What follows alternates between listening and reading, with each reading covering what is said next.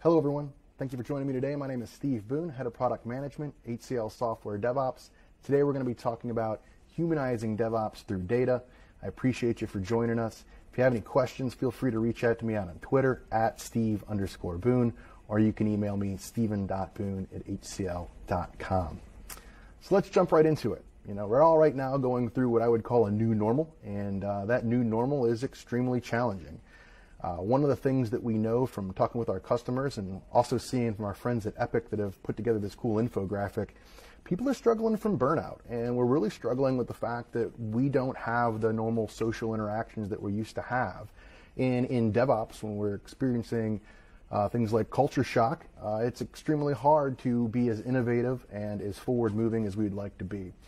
And this is a challenge because a lot of our businesses that we're working for and clients we're supporting, they're still very much focused on how they can innovate and how they can digitally transform their business while still having all of the people working remote, while still struggling to understand what's going on in their business now that folks are spread out across the world and working remotely. So at the end of the day, what it really starts to come down to is how can we reduce cost and still continue with this digital transformation?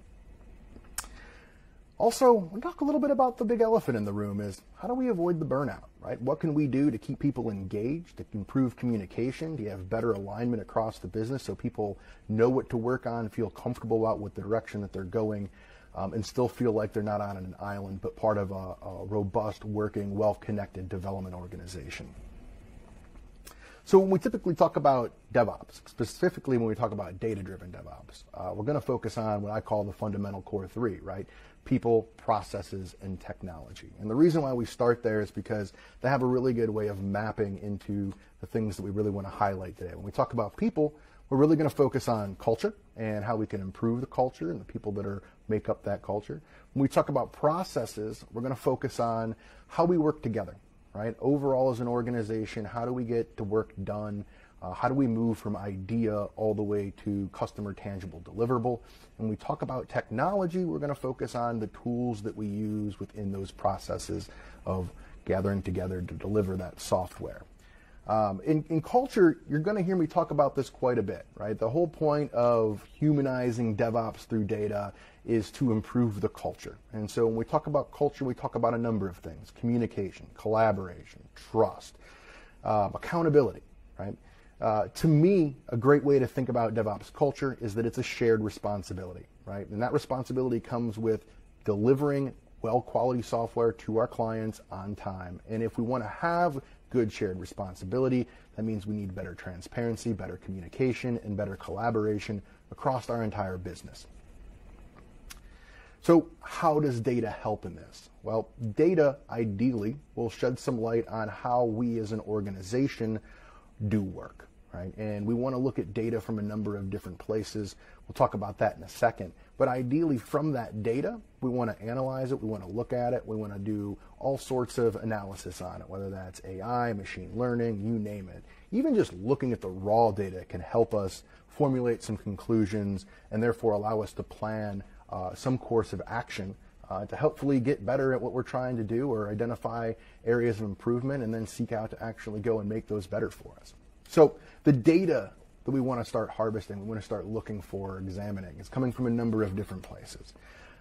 Think of all the people in the organization that you work in today. Think about the tools they interact with, whether it's source control, whether it's something like an ITIL system, whether it's build and deployment systems, right? There are a number of people, there are a number of different processes, there's a number of different tools, and all of those tools produce large amounts of data. And so by capturing that data across our entire value stream, that's going to give us the meaningful insights we want to hopefully plan a positive course of action and then ultimately increase business value, which is what we're all trying to do. So when we talk about the value stream, we're really talking about value stream management, right? And if you're not familiar with value stream management, it's a lean principle business practice that helps us determine how we can improve the flow of the whole organization, right? And as part of that, we can look at a number of different things, right? We can look at how people communicate, how they work in small groups, whether those are development teams or the various different silos, whether it be engineering or operations or security. But value stream is going to look at the entire large picture and figure out, as a whole, can we educate people? Can we give them a broader understanding of the whole end-to-end process so that together we can make changes and take responsibility for the whole action, which is delivering software. And so we could build dashboards, and dashboards are definitely helpful. But the real magic is in the relationships between the data and the different systems that we want to look at, especially when we start talking about making this data impactful for the people and the culture, right? Again, back to that idea of wanting to humanize this.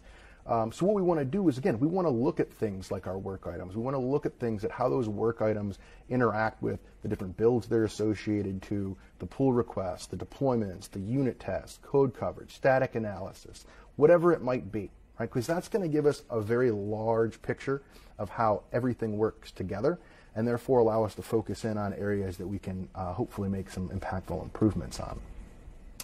So how can data help? And specifically, how can data start to help when we think about helping people, helping culture, and the humanizing aspect? Well, there's really 5 different areas where the data can start to focus on. And if you can't read this because it may be small, we're going to go into more detail to each one of these here momentarily. Right? The first is around collaboration and cooperation. How do we just work better together, especially remote, right? We're missing this idea of, water cooler conversations and just being able to turn around in your chair and ask somebody for help.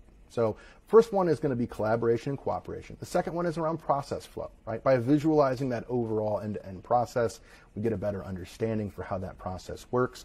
We can identify areas for improvement. The third, which again I think really hits home to how people work within our organization, is broadening all skill types. And we'll talk about skill types. We'll talk a little